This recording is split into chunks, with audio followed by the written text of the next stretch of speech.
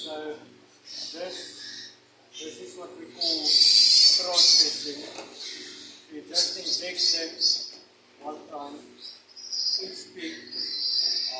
Then we just cut the teeth, cut the tails, which they fight a lot, so that they don't hurt each other as badly.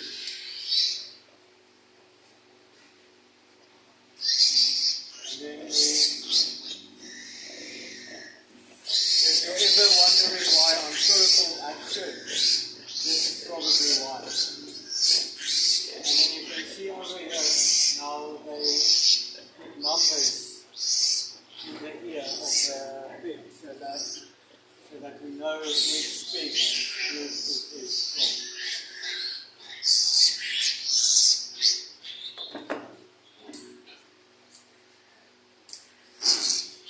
And if you don't have party fever yet, you can anytime come over and then we'll see if you can be better.